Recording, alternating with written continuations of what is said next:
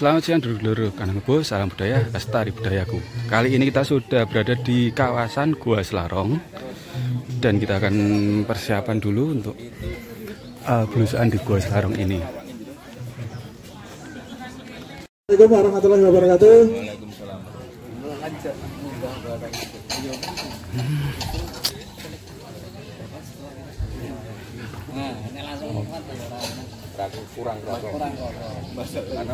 Terima kasih teman-teman. Kita segera mulai saja karena sudah waktunya menunjukkan jam makan siang. Untuk pertama nanti sambutan dari Bude Maria, nanti dilanjutkan sambutan dari dinas tempat dan dari pemerintah setempat, nanti dilanjutkan dari Pak Lilik dan kita nanti naik. Setelah itu nanti baru turun dan makan siang. Secara garis besarnya seperti itu, karena sudah kita berikan kepada Bude Maria. Monggo Bude.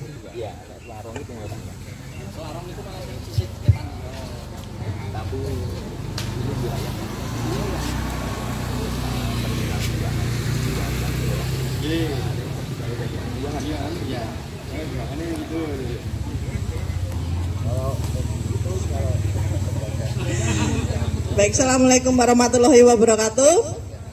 Sambutan yang kedua ini tadi sudah. Teman-teman, terima kasih ya sudah jauh-jauh bisa sampai ke sini ya. Mungkin ada yang sudah pernah atau yang sering, tapi mungkin sebagian ada yang belum. Yang pastinya adalah kami mengucapkan terima kasih sekali kepada pemerintah daerah Bantul dari jajaran Pak Bupati, kemudian kebetulan hari ini hadir juga dari Dinas Pariwisata Bantul, Mbak Detan. Ada dihadiri oleh Dinas Pariwisata Bantul. Itu artinya apa? Bahwa kita itu komunitas, tapi kita juga harus bisa bersinergi dengan pemerintah setempat ya. Nanti teman-teman misalnya mengadakan kegiatan di daerah masing-masing, itu juga sedapat mungkin selalu bersinergi dengan pemerintah daerah masing-masing juga. Nanti kegiatan di sini akan masih dipandu oleh Pak Lili, dan juga sesudah acara selesai nanti kemudian turun kita ke ruang sebelah itu untuk makan siang sekaligus kita diskusi, menanyakan atau apa yang ingin teman-teman ketahui bisa nanti ditanyakan pada saat itu, sehingga bisa terjadi pemahaman yang lebih mendalam. Kemudian sesudah kegiatan diskusi dan makan siang selesai, maka acara juga selesai. Tapi kalau teman-teman masih ingin belusukan ke daerah sini silahkan, tapi sudah tidak atas nama komunitas Kandang Kebo. Gitu, terima kasih. Wassalamualaikum warahmatullahi wabarakatuh. Waktu tempat saya kembalikan, Mas Sakit. Lu pembawa acaranya. Oke, sudah. Selanjutnya dari Pak Iwan sebagai pemerhati budaya untuk wilayah Selarong, Kasumangga akan sepertinya. Berapa menit? Assalamualaikum warahmatullahi wabarakatuh. Terkenas bismillah alhamdulillah la haula wala quwata illa billah wassalatu wassalamu ala rasulillah. Ngapunten kula memperkenalkan diri ya. Nami kula Muhammad Ikhwan pribadi, lurah ning dudu lurah kene. Lurah Tegal Panggung.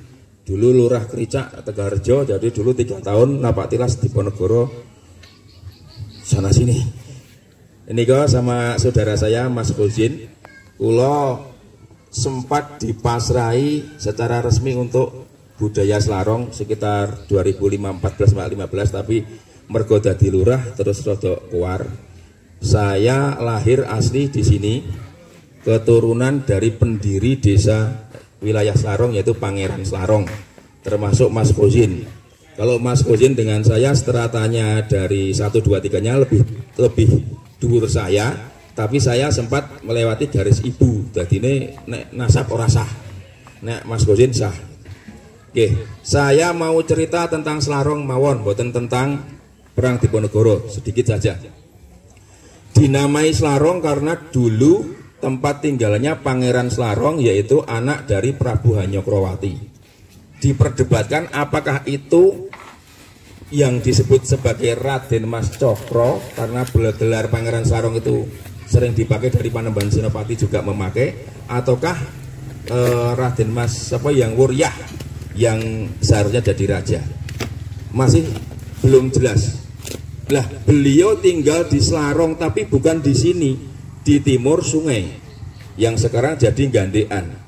Kenapa kok nggak di sini? Karena nggak mungkin yang namanya pangeran kok tinggal di wilayah yang kurang subur, apalagi menyeberang 2 sungai, itu pantangan. Kemudian Pangeran Slarong mendirikan pesantren dan sebagainya, mengelola wilayah sini yang sebelumnya sudah menjadi perkampungan muslim. Diteruskan oleh Panembahan anaknya yang kemudian bergelar Panembahan Slarong I, anaknya yang bernama Raden Mas Abdullah. Dari sini jelas ini adalah perkampungan. Ini nanti terkait dengan kenapa Pangeran Diponegoro bermukim di sini, Raden Mas Abdullah. Raden Mas Abdullah diteruskan anaknya namanya Raden Mas Wongso Sarkoro. Lah, Sarkoro ini kode bahwa sudah terjadi pernikahan politis dengan Mangir, karena kalau Mangir itu pasti koro.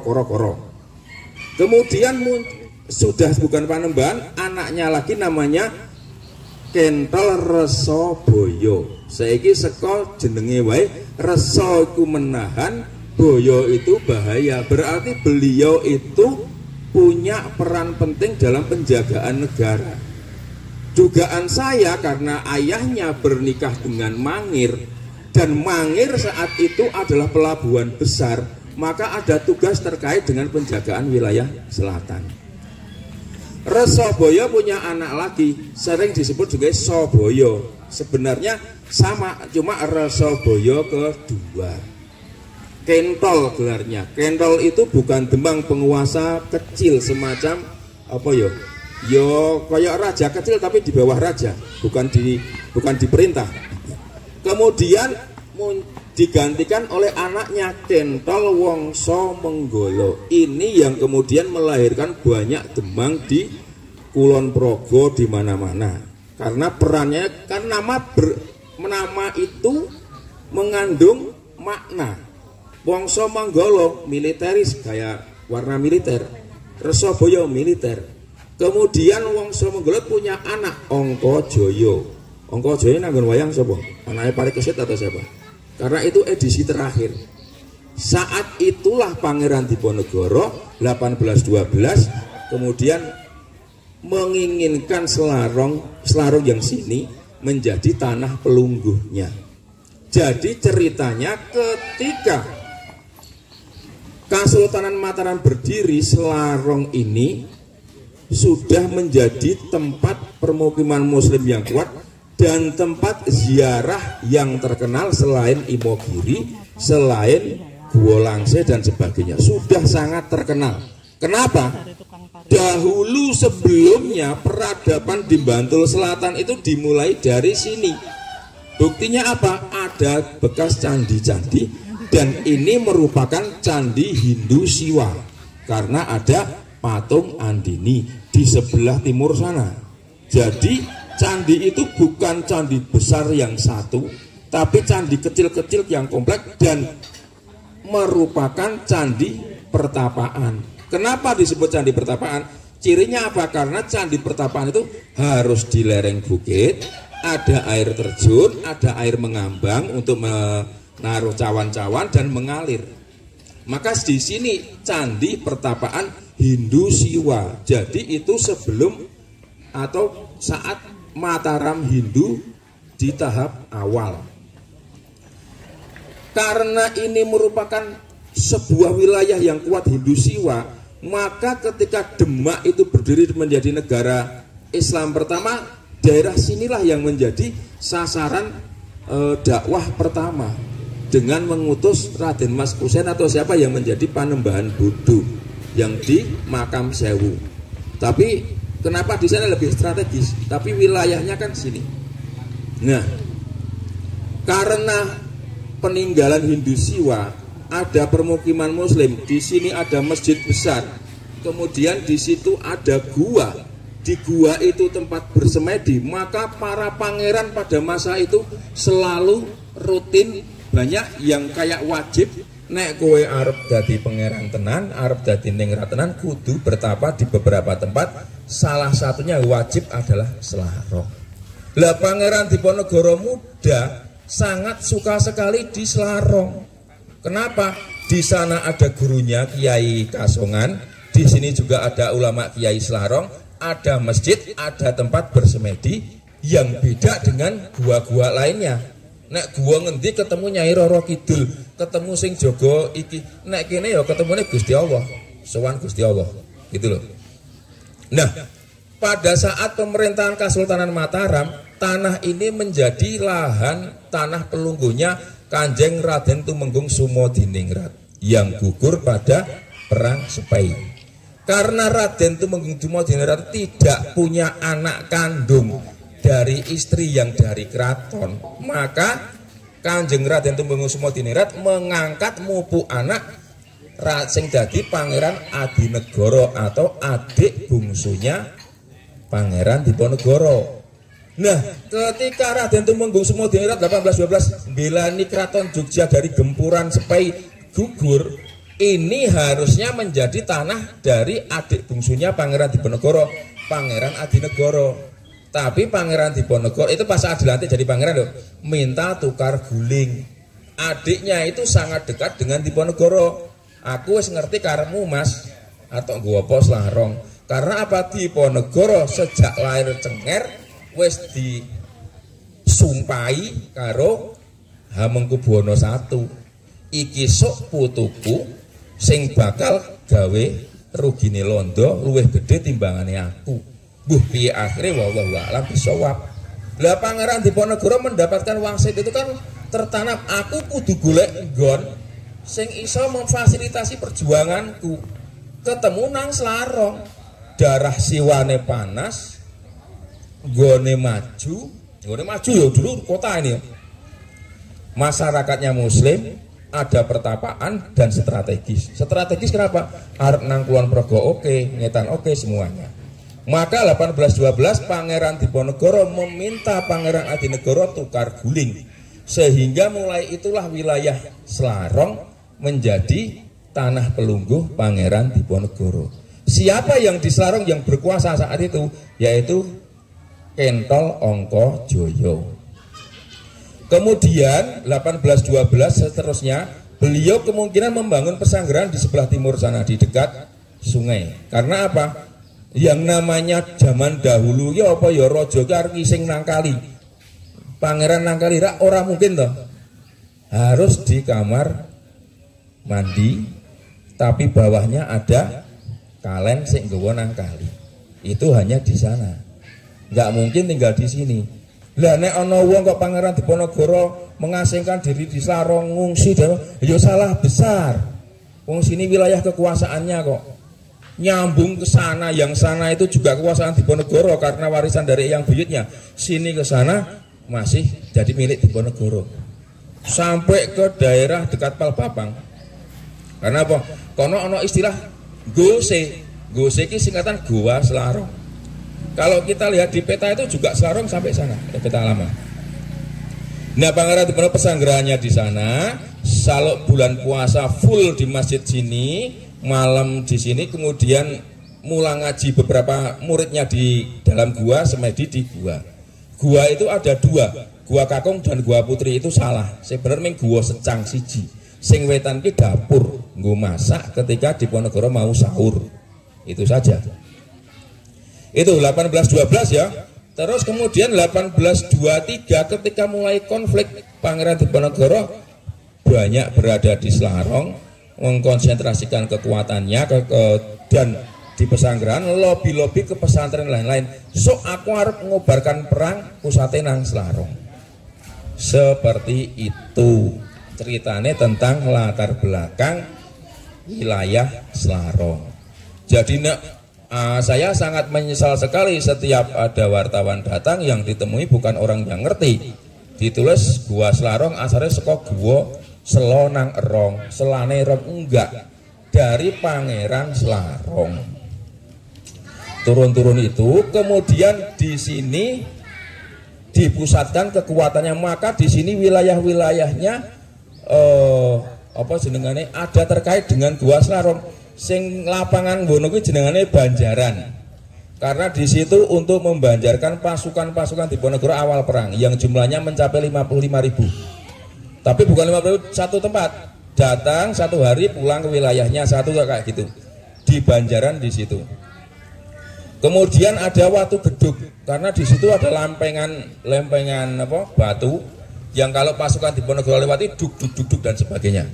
Disitulah kemudian setelah perang Diponegoro pasukannya yang dari prajurit Daengan Sulawesi bertempat tinggal di situ. Karena setelah perang Diponegoro pendukung Diponegoro yang tinggal di desa Slarong ini nggak nyampe 10% yang masih hidup. Karena pernah dibumi hanguskan 2 kali. Terus sini Kembang Putihan, artinya ada kata putih terkait dengan kegiatan keagamaan. Sebelah timur dulu yang namanya Slarong terbagi menjadi Slarong Gandekan karena di situ adanya prajurit Gandek, kemudian Dukuh dulunya Pelempoan karena tempat utamanya, kemudian Slarong Gemahan, terus Slarong Gejawan. Slarong Gejawan sekarang menjadi Nderesa. Kemudian 1914 jadilah setelah perang Diponegoro selesai, wilayah Slarong ini menjadi wilayah yang dianaktirikan. Ora digateke blas. Soalnya takut akan adanya darah-darah pemberontakan. Makanya banyak penduduk Slarong yang dari luar didatangkan. Kemudian penguasa wilayahnya adalah kudune Kentol anake Angkajaya sik jenengane Jaya Sentana. Ning didunke dadi Demang. Ning Demang sing merdeka, sing ora di bawah kepemimpinan Tumenggung apa pangeran tapi langsung ke raja. Kemudian menjadi wilayah yang bebas pajak. Dari Demang Jaya Sentana muncul kemudian ke anak-anaknya, mulai kemudian ditarik pajak, kemudian menjadi desa itu 1914 menjadi desa Slarong. 1947 gabung dengan desa Iroyudan, jadi sekarang Guosari. Mekaten untuk sejarah Slarong. Nah, adapun peran besar dari masyarakat Slarong itu saya sampaikan begini. Raden Tumenggung Basah Sentot Prawiro Dirjo III memberontak zamannya HB2 toh. Kabeh Bupati Berang Timur mendukung. Tapi begitu perang pertama pecah, kalah, tidak ada dukungan. Raden Tumenggung Sastro Negoro, pendukungnya Pangeran Diponegoro yang mengobarkan perang dari Tuban, Demak, Tuban ke Ngetan, didukung oleh pasukan besar. Begitu pasukannya kalah, surut, akhirnya gabung ke Slarong 1828. Nah, Pangeran Diponegoro bisa bertempur sekian banyak itu, sekian lama, karena apa? Sebelum pecah perang, saat bulan Maulud 2 kali, Pangeran Diponegoro mengundang seluruh bupati yang sowan ke Sultan ke Tegalrejo, diadakan workshop 2 kali. Intinya keadaan kita genting, masyarakat menderita, aku harus mengadakan perang. Jawaban mereka apa? Saya setuju kita memberontak, saya setuju kita melawan, tapi jangan perang. Nek perang ngilo sing wingi-wingi bakal kalah, soalnya Belanda terlalu kuat. Tapi Diponegoro lobby-lobby terus ke pesantren dan sebagainya. Akhirnya tanggal 29 Ramadan di sini sudah mencanangkan tanggal 1 Suro, nek ra kleru 1 Suro atau 6 Suro, nek mungkin 1 Suro, aku harus melakukan mengobarkan perang. Markas pusatnya di Slarong, surat dikirim ke semuanya. Itu kemudian beliau sawalan di Tegalrejo. Setelah itu isu itu disebarkan, Patih Danurejo akan mencegah itu semua. Gimana caranya? Tegalrejo dikepung. Bahasan Tegalrejo dikepung, akhirnya meletuslah perang. Lebih dulu sekitar 2 bulan sebelum rencana. Nah, perang kemudian beliau malam ke Kalisoko, pagi ke Slarong. Siangnya Siangnya Selarong digempur Belanda dan Macanan. Pertempurannya di sebelah timur sungai di Dusun Dukuh. Tapi masyarakat Selarong ini ya tekan Bantul kono, tekan Mangir, tekan Wetan Pal Bapak iki jenenge ngendi? Wis tekan kono kabeh. Kowe demange kono kabeh wis siap. Akhirnya pertempuran itu bisa dimenangkan. 10 bupati tertangkap, mereka dilawan. Padahal saat itu Diponegoro baru punya pasukan 200 prajurit yang siap tempur yang dibawa Pangeran Adinegoro. Sama pasukan kawalnya mungkin nggak lebih dari 40. Sama pendekar-pendekar yang lainnya. Nah, kok bisa dikalahkan? Kenapa? Karena sudah terlatih sebelumnya, sudah ada persiapan. Jadi bagaimana cara melawan senapan dan kuda? Itu dengan ketapel atau bandil. Kan Pak, kaya bedil loh, tas ndelik, terus sik mburine nggawa alu. Nah, begitu orang naik senapan, arep ngisi meneh, iki butuh berapa menit? 5 menit. Ya, 1 menit 2 menit kan nambah toh. Ada ruang waktu. Dibandil, kena dek itu. Senapan kalau sudah 12 kali nembak macet. Bedil biyen kok. Nah, gitu. Itu kemenangannya di situ. Makanya dengan jumlah massa mengepung, mengurung bandil, begitu peluru entek diajar. Akhirnya kabur, menang. Dampaknya langsung malam itu para pangeran yang dulu ragu dengan kemampuan Diponegoro dan masyarakat ambyuk ke sini karena sebelumnya sudah mendukung. Termasuk pangeran-pangeran yang akhirnya gugur di pihak Belanda karena alasan politis dan supaya keterpaksaan harus tertangkap. Kayak Pangeran Panular itu orang yang sangat setia dengan Diponegoro. Pangeran Adiwijoyo itu wakilnya HB2 di Pengasihan yang berunding dengan Diponegoro, yang akhirnya gugur di pihak lawan karena kesalahpahaman dan problem-problem politis banyak. Ngambyuk bene, bojone digawa, anake digawa, harta kekayaannya digawa, omahe diobong. Nah, itu puncak yang mengharukan. Esok harinya kabar tekan Seragari Pajang, tekan Demak, mereka berduyun-duyun ke sini. Mulailah dalam waktu 1 minggu itu pasukan terbentuk dengan luar biasa. Sampai akhirnya Pangeran Diponegoro mencanangkan merebut kota. Nah, kalau pertempuran pertama itu kalah, Yusraono perang Diponegoro selanjutnya. Karena pertempuran itu menang, gabung banyak sekali. Akhirnya terjadi kekuatan massa yang luar biasa. Singkat cerita menang, tapi akhirnya kemudian keseser kalah 3 bulan kemudian dan mulai keliling-keliling perang-perang di berbagai macam tempat. Kemudian 1 tahun kemudian mulai merebut wilayah utara sampai Selarong direbut, Bantul direbut, Mangir direbut, Kalisah direbut. Mulai susunan kekuatan luar biasa, gempur ngalor ke Prambanan, ke Kalasan, akhirnya puncaknya di Delanggu. Itu terjadi pertempuran paling dahsyat. 10.000 pasukan Diponegoro melawan 9.000 pasukan Belanda. Tapi ingat, 9.000 pasukan Belanda dengan 10.000 beda. 10.000 pasukan Diponegoro itu orang yang benar-benar siap tempur. 9.000 pasukan Belanda itu sing 2.000 wong Kasunanan Surakarta sing gelem lepramen dipeksa. Seliyane wong Madura sing ya kepeksa. Yang benar-benar bertempur paling cuma sekitar 2.000 sampai 3.000. Tapi akhirnya menang besarnya di situ. Mulai saat itulah kemudian ada perubahan strategi perang Diponegoro. Dari strategi yang mengerahkan massa menjadi strategi perang atrisi. Belanda juga berubah menjadi benteng stelsel kui. Belanda membangun pos-pos banyak, Diponegoro mengurangi 4/5 pasukannya dikembalikan ke masyarakat, yang lainnya diseragami benar jadi pasukan militer. Jadilah mulailah saat itu namanya perang modern pertama tercipta di situ.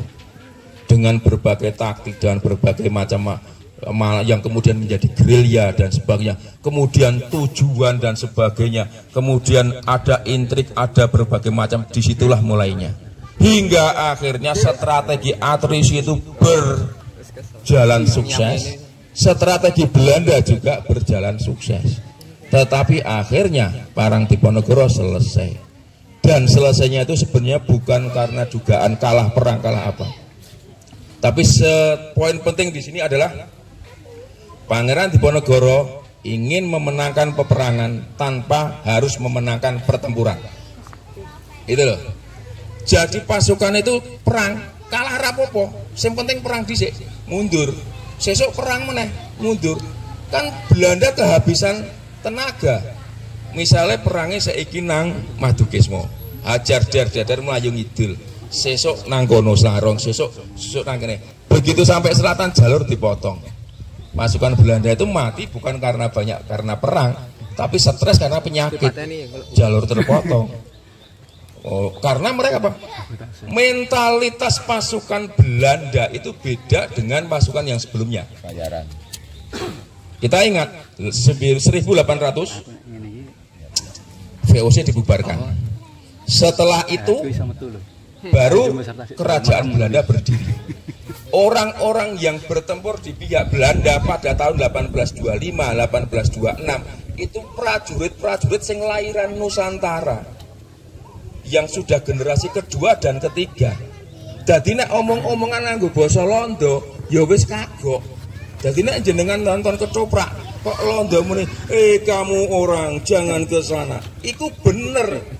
Karena saat itu Belanda banyak memakai bahasa Melayu. Karena sudah generasi kedua, ketiga, keempat. Baru setelah didatangkan pasukan reguler 1826 itu baru benar-benar pasukan yang terlatih.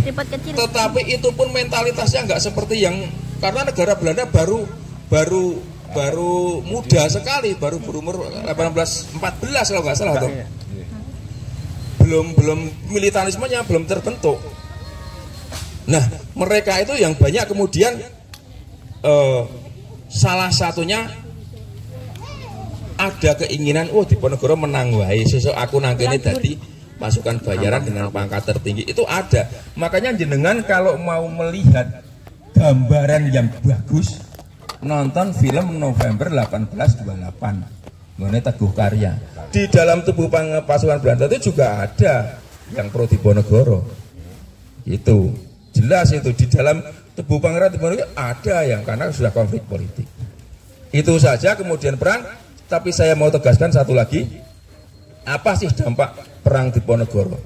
Ketika beliau lahir di Wangsiti, iki sok putuku sing ngarep gawe kerugiane Londo luwih gedhe timbangane aku. Dene pungkasane kenapa wallahu a'lam ora ngerti.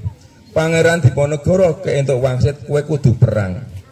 Aku ora ndek pasukan ora apa-apa. Artinya Diponegoro udah tahu sesuk ki aku bakal kalah. Ning aku kudu perang. Mbuh apa sebabnya aku kudu perang. Iki mesti ono dampak ke depannya.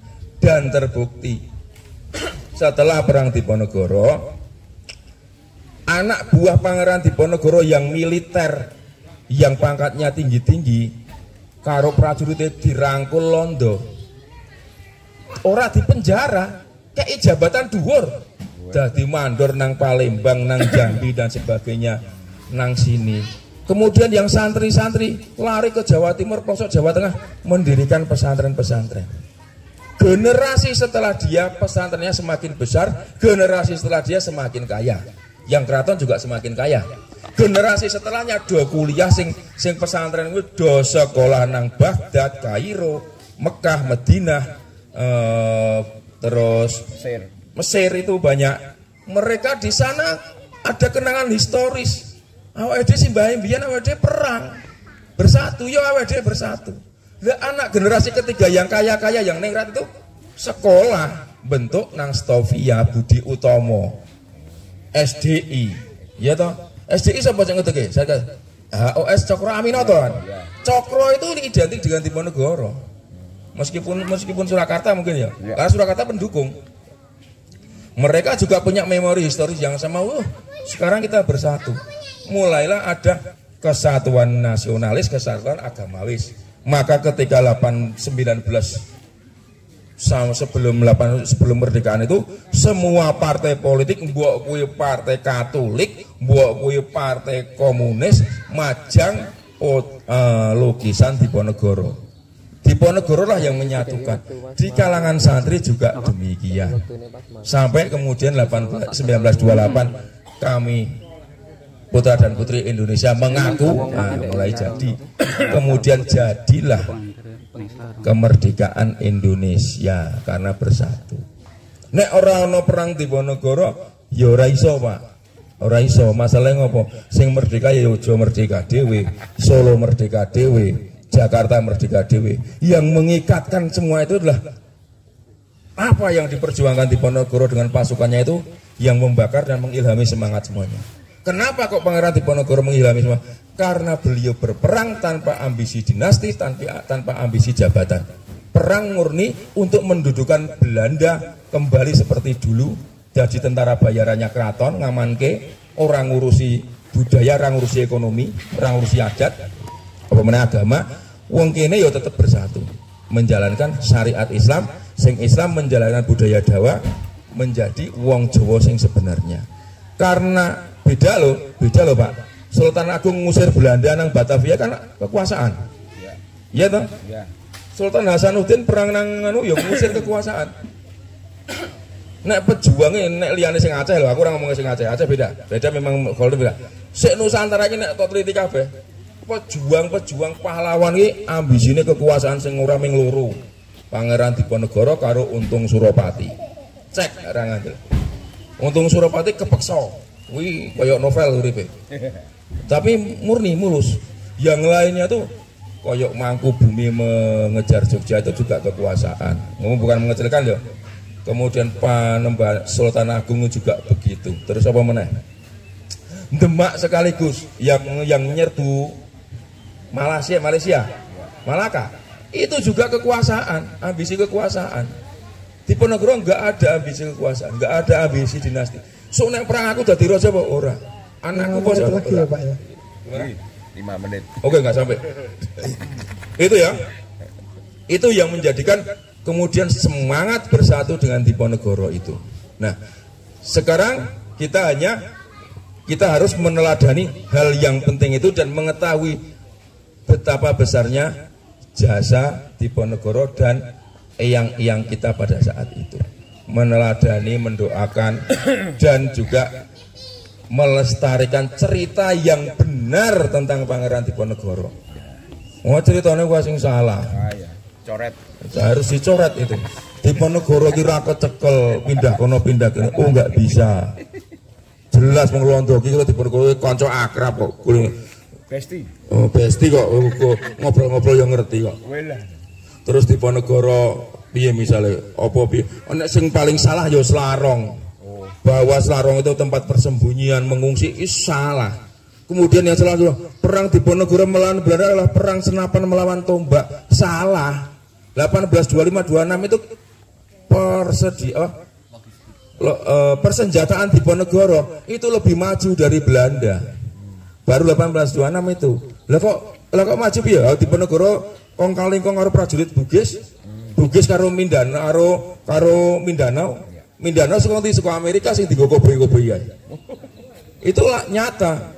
Dan kalau jenengan ke selatan sana, gunung saiki sing dienggo kafe Puncak Rindu. Kan delok laut iki ketok.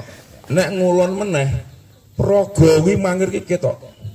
Dan dulu Mangir itu pelabuhan besar, los tekan laut. Disitulah masuknya senapan-senapan. Karena ada laporan Belanda. Jadi prajurit nang Belanda Diponegoro nang dhuwur keker sono. Padewakang masuk Pak Pinisi yang besar itu di sana, langsung kapal-kapal kecil dari Progo meluncur ke selatan jemput senapannya.